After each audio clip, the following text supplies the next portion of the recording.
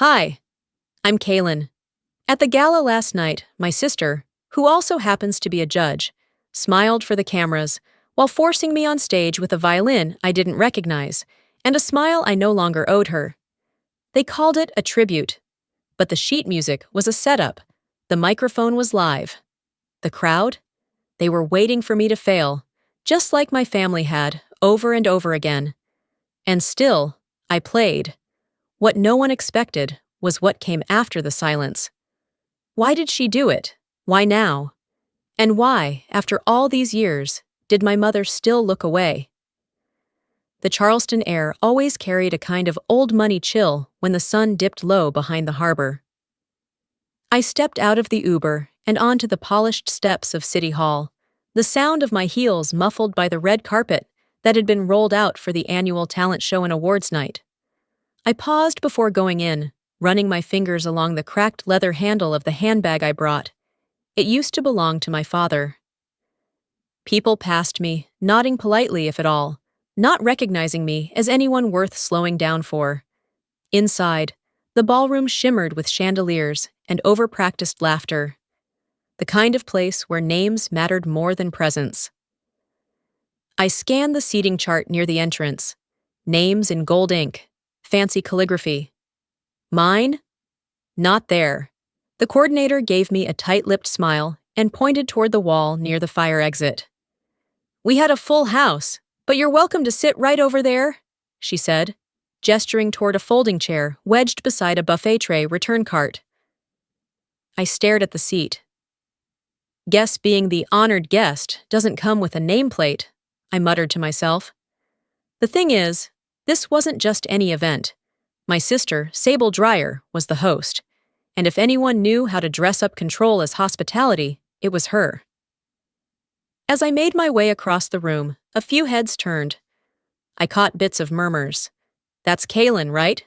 The one who stopped playing?" The way people say stopped playing, like it's a moral failure, like stepping off stage is the same as giving up on life. Sable stood at the far end of the ballroom, surrounded by Charleston's finest. Her dress was champagne silk, her hair pinned like she'd just walked out of a catalog for success. She caught sight of me and peeled herself from the crowd with a smile that could slice bread. "Kaylin," she said, air-kissing both cheeks. Her perfume nearly choked me. "Didn't think you'd actually come." "You invited me, didn't you?" I kept my tone even, but I didn't return the fake affection. "Well, my assistant did," she said with a giggle. "But I'm glad you showed up. You've always had such a flair for drama." That line landed like a jab wrapped in satin. She turned back toward the mic, sashaying with that performance walk she had perfected in courtrooms and country clubs alike. The MC, clearly someone paid to sound enthusiastic, took the mic and addressed the crowd. "Tonight, we have a little surprise for you all." The room hushed. A spontaneous performance from one of Charleston's hidden talents, the lovely Kaylin Burke. My spine tightened. I hadn't agreed to anything. My mouth opened, but Sable's voice cut through mine. "You don't mind giving us a little nostalgia, do you, Kay?" She cooed into the mic, her smile too wide to be real. The violin, my violin, or one identical, was already placed center stage. Tuned. Lit. Waiting. This wasn't a surprise. It was a setup. I felt every eye turn toward me. Some curious, some hungry. One or two faces I recognized from my old conservatory days. One in particular, Jude, my ex. He sat beside Sable, expression unreadable. He didn't look at me. I took a breath, walked toward the stage. "She's still trying to be relevant," someone whispered. "Didn't she choke during her Juilliard recital?" Every step toward the stage was like dragging my past behind me, but I kept going. Not because I wanted to prove anything to them, but because walking away would give Sable exactly what she wanted. Silence. I reached the spotlight. The violin sat upright on its stand, gleaming like a dare. I picked it up, fingers brushing the strings with automatic care. My heart didn't race. My hands didn't tremble. I didn't lift the bow. Not yet.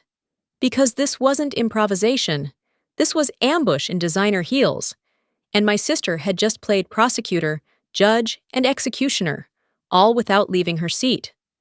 The spotlight hadn't moved, and neither had I.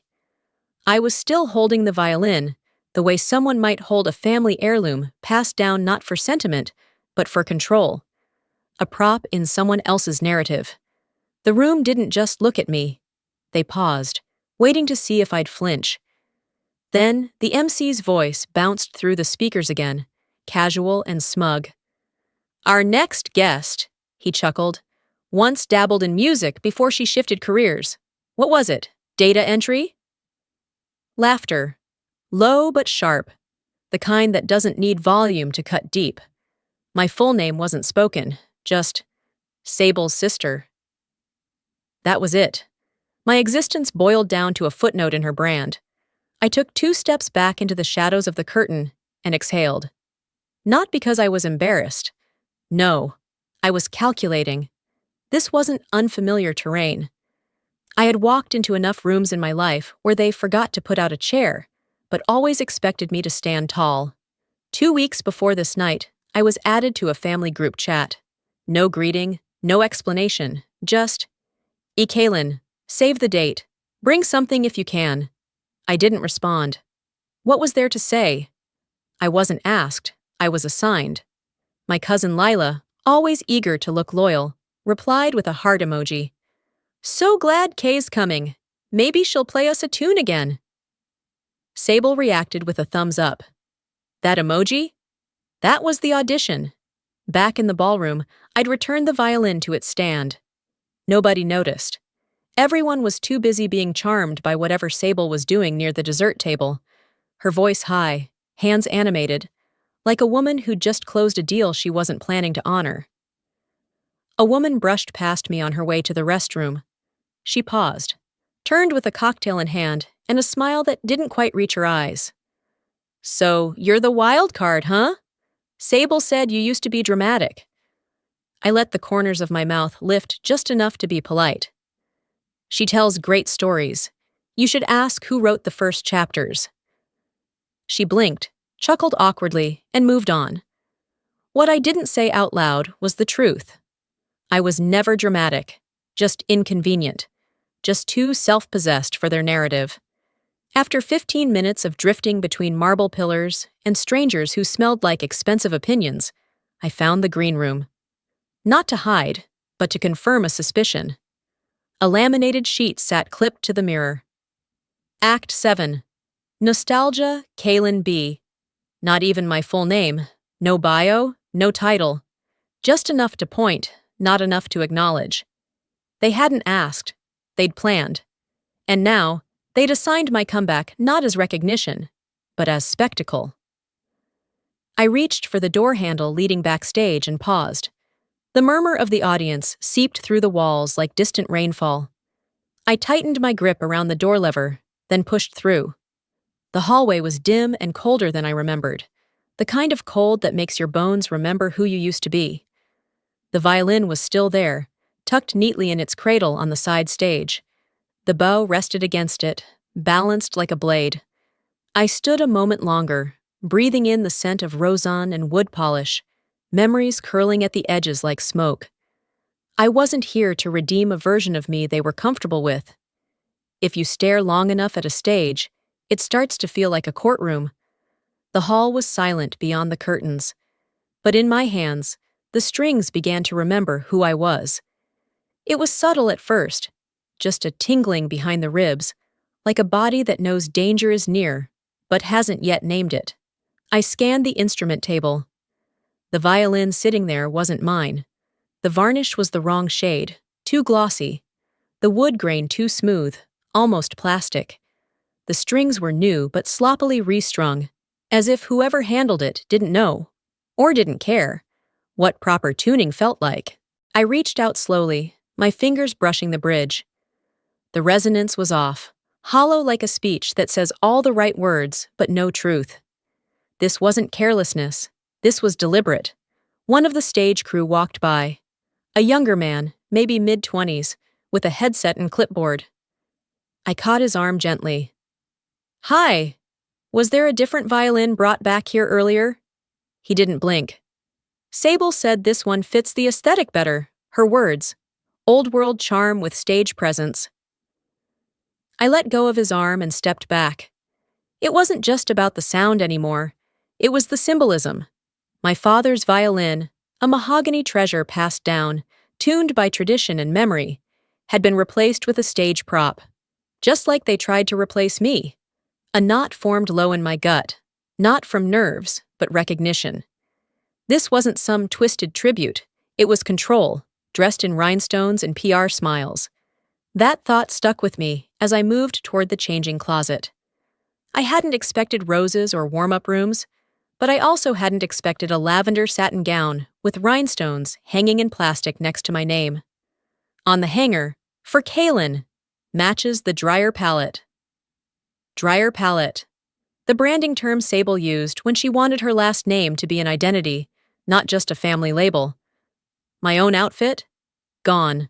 The black dress I picked for tonight, tailored but quiet, had vanished from the dressing table where I'd left it. No one asked to replace it. No one even thought to. I held up the satin dress with 2 fingers, like something unfamiliar and overpriced at a thrift store. Too much sparkle, too little sincerity. Even my body was being curated now. I sat down, letting the fabric hang limply over my knees. The irony was bitter. They'd edited me out of the program, edited me into a costume, and handed me a prop that didn't belong to me. That's when the memory surfaced. Not sentimental, but foundational. My father once told me, "Never play an instrument that wasn't tuned by your hand. It doesn't just carry notes, it carries your name." I was 15, fuming because he made me retune an entire violin before a recital. I'd rolled my eyes then, but I'd never forgotten the steadiness in his hands as he showed me how to test the pegs, tighten the bow, clean the rosine. His lesson wasn't about perfection. It was about ownership, standards, identity. I stood up, walked to the corner of the room where I'd stuffed my real clothes in case things went sideways, which of course they had. From the bottom of the zippered pouch in my satchel, I pulled out my dress. Black crepe, clean lines, no frills. I changed quickly, not with panic, but with precision. No one watched, no one cared. I returned to the violin table, picked up the counterfeit, and began scanning the backstage. The supply closet was tucked in the rear, just off the catering path. I opened the door, stepped inside, and inhaled sharply. There, behind a case of bottled water, and under a catering tray covered with cling wrap, was my violin case. Scratched. The clasp slightly bent. I kneeled beside it, opened the lid. There it was. My violin. The bridge slightly tilted, strings dusty, but it was mine. I lifted it like someone reclaiming more than wood and string, like someone who'd been asked to forget where they came from and finally said no. Back on the prep bench, I pulled out my rosin, cleaned the bow, and tuned the strings one by one. Each peg turned with just the right resistance. Each string hummed like it remembered what mattered. They dressed me like a joke. I'm about to play them the truth. The hall was silent beyond the curtains. But in my hands, the strings began to remember who I was. I tuned the final peg with a firmness that wasn't just technical, it was intentional. When I exhaled, the air carried more than breath. It carried decision. From behind the curtain, I heard Sable's voice re-emerge like a well-rehearsed act. "It's always tough to bring back old memories," she said, her tone syrupy, calibrated for sympathy. "Especially the ones we tried to forget." The audience chuckled. Soft, not mean, yet. That kind of laugh always comes before the cut. "And now," she continued, "the creative one in the family, the one who took the scenic route." Not my name. Not even an attempt. I didn't move. My back stayed straight, posture like a trained bow ready to snap. That's the trick with people like her. They don't burn bridges. They rename them as detours and act surprised you didn't follow the new map. The spotlight shifted subtly toward the crowd. Vera, my mother, sat 3 rows from the front, pearls resting where her voice should have been. The MC turned toward her and said something. Maybe a joke, maybe a compliment. I didn't catch it. But I saw her reaction, or lack of one. She didn't flinch, didn't clap, didn't even tilt her chin toward the stage, just adjusted her necklace like nothing was happening, like I wasn't happening. 2 days ago, we had spoken briefly on the phone. Her voice flat but firm. Just be gracious if you come. Don't stir anything. Stir what? The pot was already boiling. And tonight, her silence wasn't ignorance. It was permission. She had signed off on this whole charade without ever picking up a pen. The stagehand beside me gave a small nod. They're ready. I didn't return it. Instead, I looked out again. Jude, yes, Jude, still seated near Sable. His jaw clenched, but his gaze stayed down. Someone beside him whispered, "She's always been a little too intense." I didn't turn to see who. I started counting in my head. Breath in, hold, release. 4 seconds each. That rhythm had carried me through worse. A scholarship interview where they forgot my portfolio. A faculty recital where my mic was accidentally unplugged. A funeral where my name wasn't mentioned once. I could walk away now. Slip out the side door, take the Uber I never canceled. Let them fill in the blanks with whatever made them feel safest. But walking away would hand them the ending they scripted. The one where Kaylin Burke shows up, can't handle it, disappears again. The one where Sable smiles like a martyr, and Mom shrugs like she tried. So I didn't. Instead, I stepped forward. The hallway opened to applause. Polite, controlled, the kind reserved for performers you've already decided to tolerate. I reached center stage. The floor beneath my heels felt more stable than expected, like it remembered me, even if they didn't. I didn't bow, not yet. I scanned the room, not to measure approval, but to take inventory. Faces that used to know me. Names that used to mean something. A few surprised glances, some confused. Sable, smiling like the devil during communion. Then I saw her, my mother. She turned her head, barely. Our eyes met for a second. She looked away. The mic crackled slightly as I stepped toward it. My hand didn't shake, my voice didn't waver. Thank you for your honesty tonight. A pause long enough to feel intentional. You taught me silence can be louder than applause. Let me return the favor. I lifted the bow, but I hadn't begun to play. Not yet. I lifted the bow, and the entire room seemed to tighten around me. Not a breath, not a whisper, just the collective expectation of a crowd that had already decided how this would end. That's when I saw it. A single sheet of music on the stand. I hadn't noticed it before.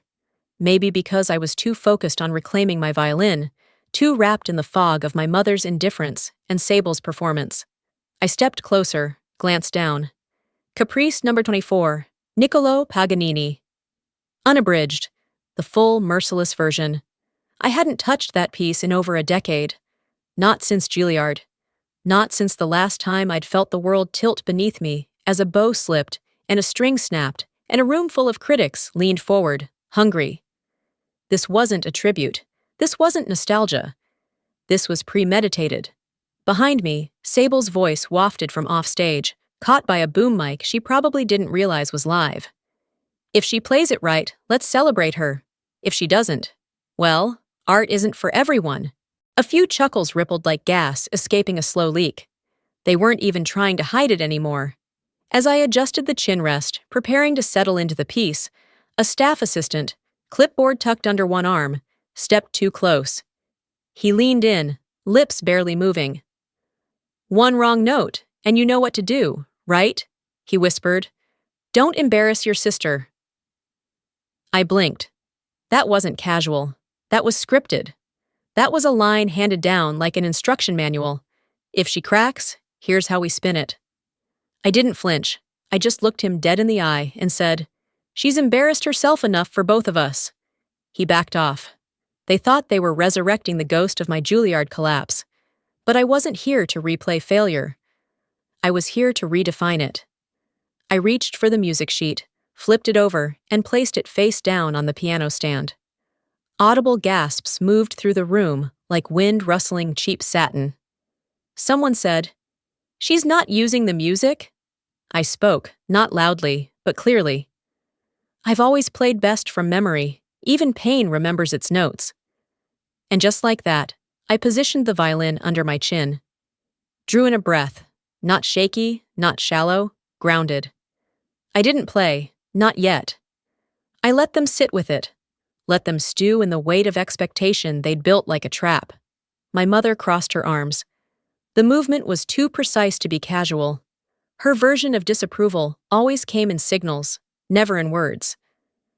Jude, still seated beside Sable, leaned forward slightly, his face unreadable. The MC gave a nervous laugh, then added, "Any time now, Kaylin." I met his eyes. Smiled. But it wasn't sweet. "I'm not playing for redemption," I said, bow resting gently against the strings. "I'm playing because it's mine again. Let them hold their breath. I've held mine long enough." And when the bow finally touched the strings, the first sound was sharper than any word they'd ever said. It came out like a warning. Precise, clean, no vibrato. Just tone. Honest and unflinching. I let it hang in the air longer than needed, watching how it gripped the crowd by the throat. But something about the sound wasn't right. Not wrong, but off. Like a question being asked through the note itself. I shifted my fingers along the neck, pressed again, this time lighter. Still, too much tension. I drew the bow across the A string again, slower now, and there it was. A faint creak, barely noticeable. To the untrained ear, it would have sounded like nuance. To me, it was sabotage. I lowered the violin slightly and adjusted the tuning peg. The friction was too loose. Pegs don't slip like that by accident. Someone had tampered with the string, just enough to knock the pitch during performance, just enough to crack the illusion. You don't have to destroy the violin, I thought. Just make the player doubt it. And then, as if on cue, a buzz vibrated from the drawer in the music stand. My phone. I'd silenced it earlier, but the drawer wasn't locked. Curious, how convenient it chose now. I glanced down. One notification. "Mom, just keep it graceful. Don't make this harder for Sable." No punctuation, no warmth, not even my name. Just strategy, wrapped in pearls and parental shame. I didn't answer. I didn't even unlock the screen. I slid the drawer shut gently and set the violin against my collarbone again. The audience hadn't moved. They weren't breathing. I crouched slightly, adjusted the peg with care, tuning the A string back into place. I could feel the room watching, hundreds of eyes thinking this was part of the show. I didn't flinch. I didn't rush. "Sometimes," I said softly into the mic, "instruments get bumped in the dark." No one laughed. They weren't sure if they were allowed to. The words landed heavier than expected. A few heads turned toward Sable. She didn't move. I stood up, tucked my violin under my chin, and met her eyes. Then I turned, toward my mother. She was still seated in the same stiff posture, arms crossed, face blank. But I knew her well enough to see the flicker in her expression. It wasn't concern, it was irritation. I had interrupted the script. I looked away, not because I was done with them, but because I finally understood they were already done with me. I reset my feet, centered my breath. My hand gripped the bow, steady now. Nothing flashy, just secure. I pulled the violin in close and let the music begin. Not for them. Not even for revenge. The first run moved through the hall like silk against concrete. I didn't force it. I let it speak. The second phrase came with more weight.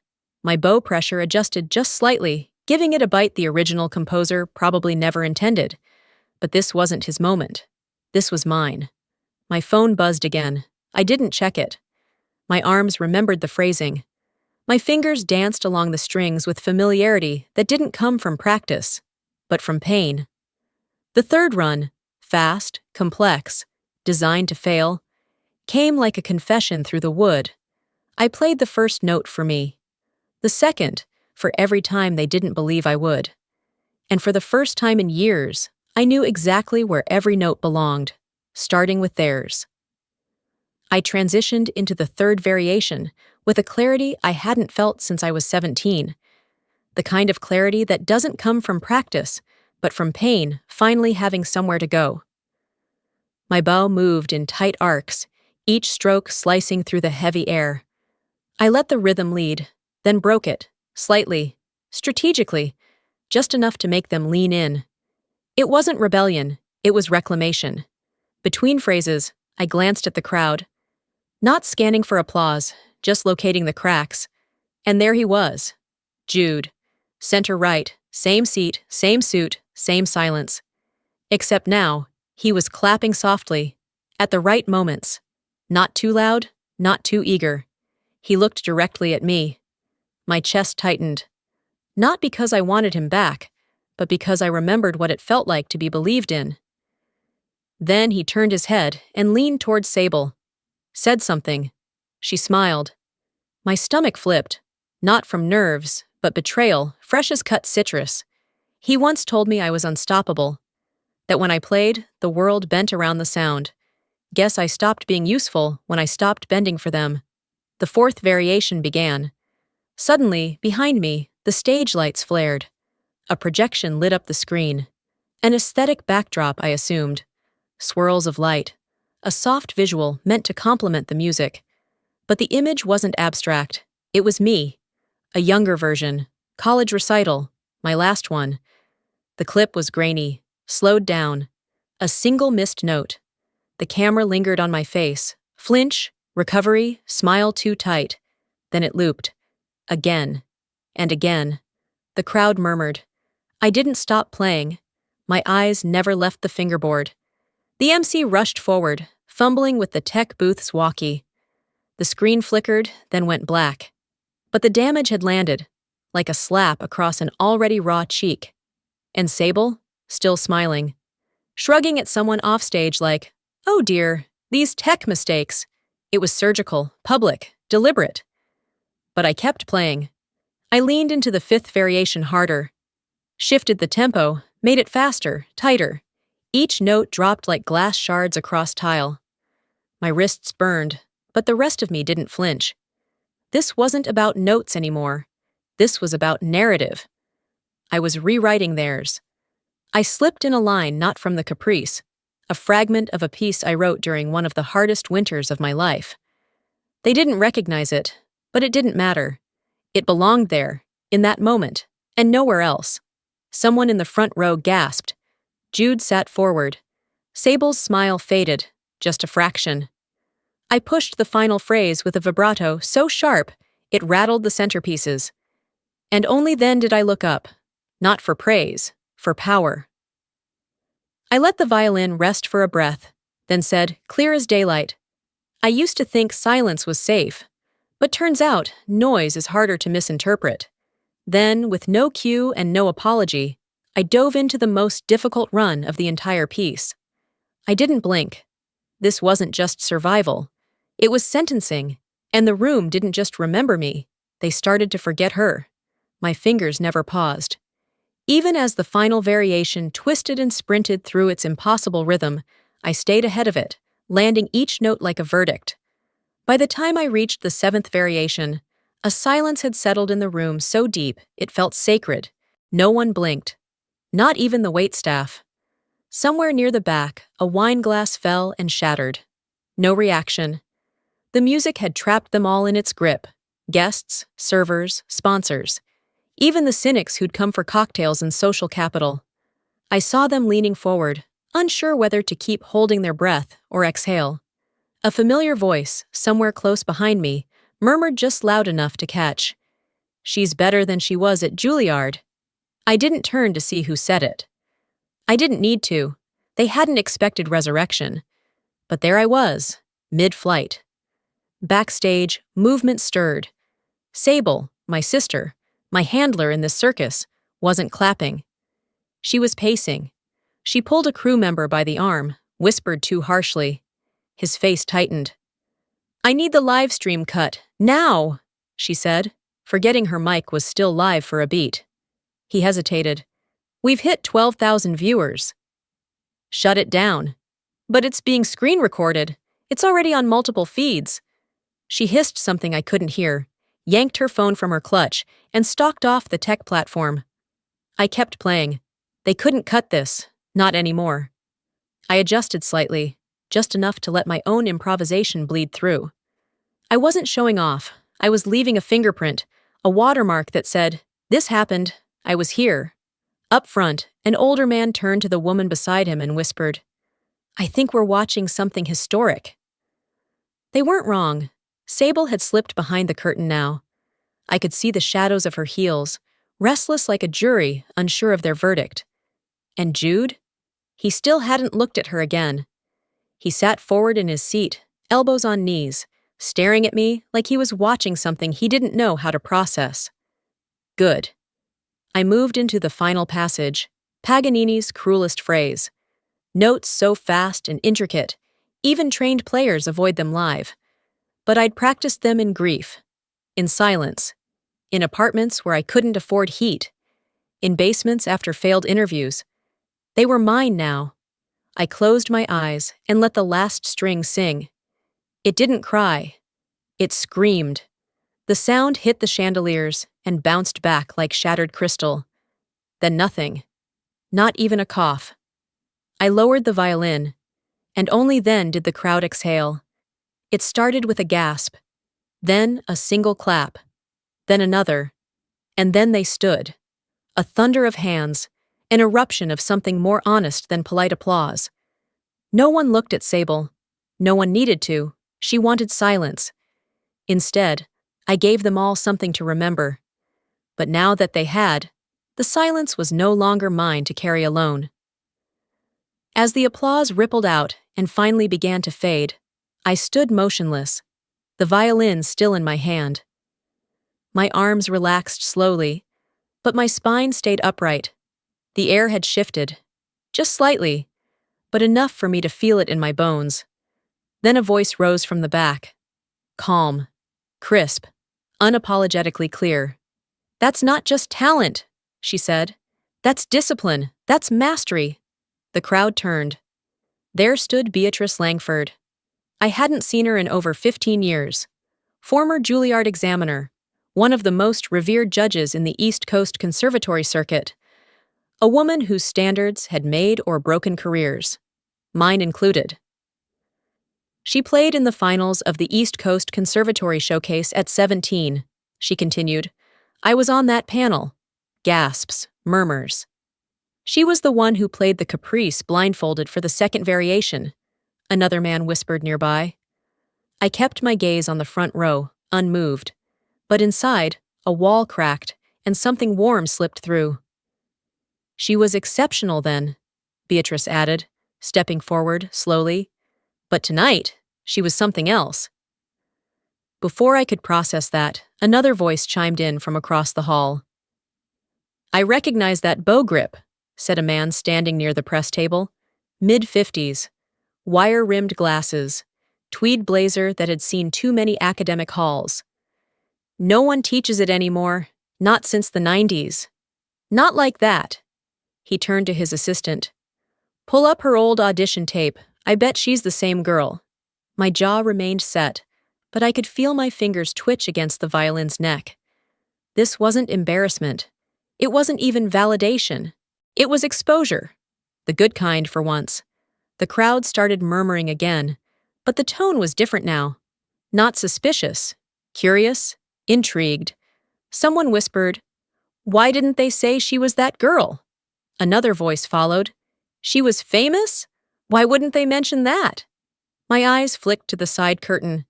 Sable, still hidden. But I could see her silhouette through the velvet, one hand clenched into a fist, the other probably gripping her phone like a lifeline. I didn't need to look at her to know she was unraveling. My mother, still stone-faced, still watching. But the smugness had drained from her cheeks. Her mouth was tight, her jaw locked. Jude looked down. Not out of shame, I suspected.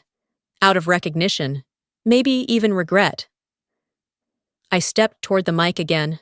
Not because I had to, but because there were still too many unfinished sentences floating in the air. I was that girl, I said, voice steady. But I wasn't anyone's story to bury or rewrite. No defense, no bitterness, just the truth.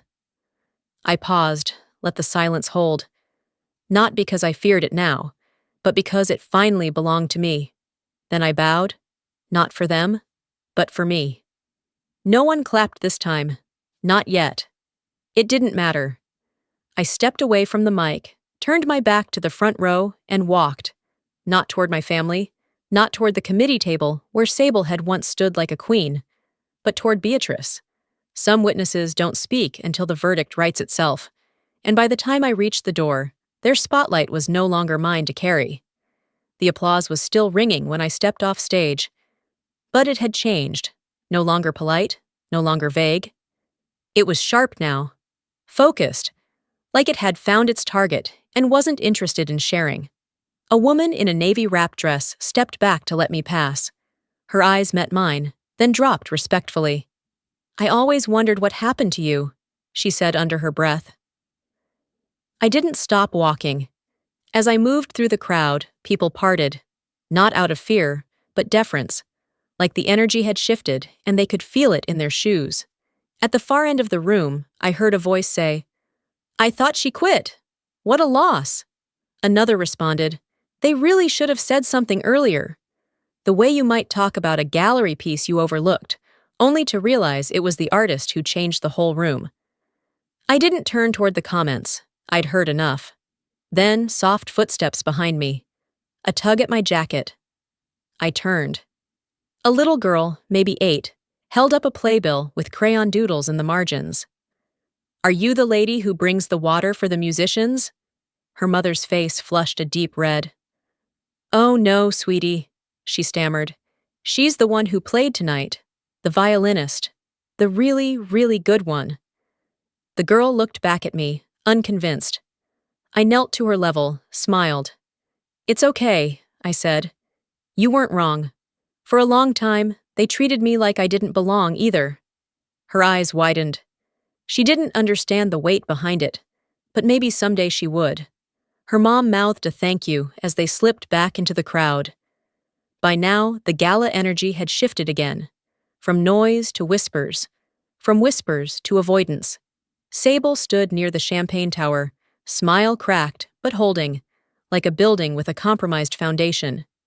One board member, Harriet Langston I think, stepped away mid-conversation with her. Didn't even fake a goodbye. A sponsor's assistant whispered into her boss's ear. He nodded slowly, then gestured toward the stage exit. Jude still hadn't moved. Still in his seat. But when I passed him, he didn't look up. His eyes fixed on the floor, his hands clenched in his lap. And my mother? She adjusted her shawl with the same grace she'd taught us as children. Back straight, lips thin, eyes unyielding. She never looked at me. I didn't need her to. I didn't stay for the final toast. I didn't sip from a glass, or make a round of thank yous, or pose for the committee photo in front of the foundation banner. I walked past the gift table without stopping, left the embossed program unopened on my assigned seat, the kind of seat that gets you close enough to be seen, but never to be heard. My violin in hand, my shoulders light. Near the exit, someone called out, "Can we get a photo for the newsletter?" I turned, nodded once, curt, controlled, but kept walking. Just before I reached the door, I stopped. Not because I second-guessed, but because I wanted to see it all one last time. Not the chandeliers, not the stage, the crowd. The ones who had watched me walk in invisible, and were now watching me walk out undeniable. They didn't clap for me. They clapped for the version of me they can no longer ignore. And in the silence they tried to fill with claps, I carried the only sound that mattered. Truth. The night air outside the city hall felt cleaner than it had in hours, maybe years. I stepped into it like a woman shaking off dust she didn't realize had settled on her shoulders. The weight wasn't gone, but it had shifted.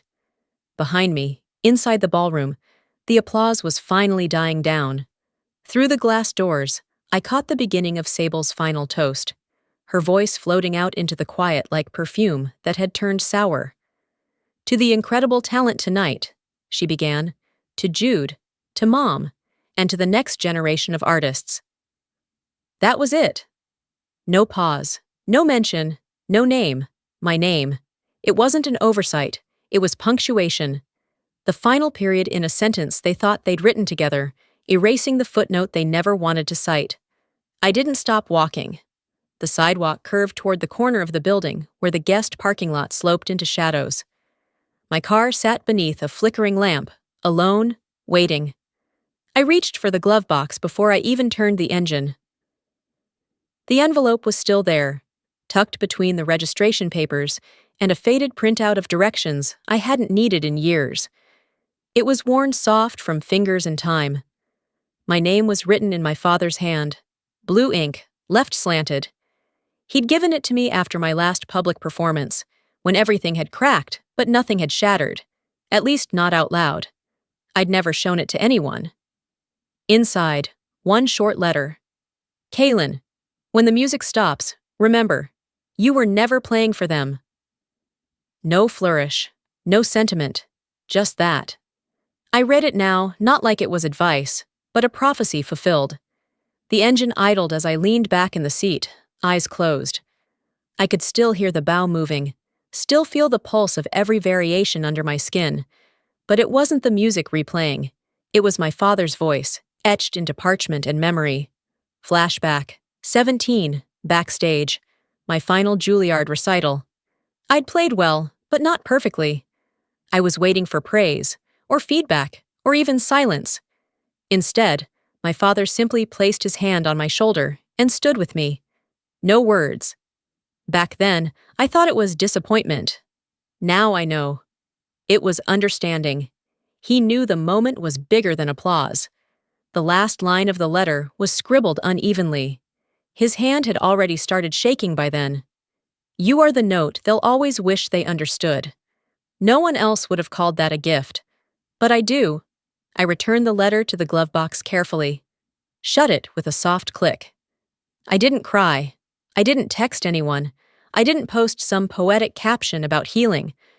I turned the dial on the radio. Classical station. Paganini again, like the world was answering back. I let it play. As I drove through Charleston's narrow streets, the city lights blurred into warm halos. I passed the theater district, tourists milling outside the city playhouse, lit signs blinking like promises no one could keep. And then I saw it. A poster. Sable's face, centered and strong. Her name in bold above the title of the Foundation Gala. The same gala she'd just hosted. The same one that had left her standing in a room full of eyes, without any of them looking at her anymore. She no longer looked like authority. She looked like a question mark. I turned the corner and kept driving. They kept my name out of the speech. But I kept my father's voice in my story. And in the quiet that followed my drive, something settled. Not resolution. Too neat for that. But maybe readiness. Readiness to begin where they once insisted I'd already ended. The next morning, Charleston had the kind of light that made everything look softer than it was. The kind of morning people write poems about, but never remember to live. I sat at a small cafe near the community music school, a paper cup warming my hands, the violin case tucked beside my legs, like an old friend who'd finally stopped apologizing. The newspaper lay open on my table. The headline read, "Violinist Silences Crowd at Gala." Below the fold, a photo, cropped but unmistakable, captured me mid-bow stroke, chin firm, eyes forward. I didn't smile at it, but I did breathe easier. People passed my table. Some glanced twice. A few whispered. One woman in a workout jacket did a full stop, then walked away pretending to read her phone. I sipped my coffee and turned the page. "Excuse me," a small voice said beside me. I looked down. It was the girl, the one from last night. Her hair in a messy ponytail, her cheeks still round with childhood. "You were the one who played last night," she said. Her mother hovered just behind her, already mouthing a quiet apology. I leaned down, met her eyes. Hi again. She took a breath, like she was about to admit something personal. And then, barely louder than the breeze through the cafe's awning, she whispered, I want to learn to play like you. Something in me clenched and released. I looked at her mom, who gave a helpless shrug, then mouthed, She hasn't stopped talking about you. I reached into my bag and pulled out a small card, one I kept for recommendations, back when students asked. This is Ms. Kwan, I said. She teaches close by. She's patient, and she'll never rush your hands. That matters. The girl took the card like it was a secret note passed in class. And if she ever wants to talk, I added, looking up at her mom, I'm around. They both smiled. Then the girl hugged her violin case, taped at the seams, stickers peeling. And just like that, they walked off toward the school across the square. I watched them until they disappeared behind the doors. My phone buzzed on the table. An email preview blinked on the screen. City Arts Council. We'd love to invite you to mentor. I didn't open it. Not yet. The cafe radio was playing Bach. I didn't recognize the movement, but the phrasing was warm, confident. I finished my coffee, stood, and took the violin case in hand. This time, not clutched, carried. Outside, the sunlight had grown bolder, the kind that doesn't ask permission. I crossed the street, not toward home, but toward the school. Toward the door the girl had just walked through. They may have tried to write me out, but I'm still composing.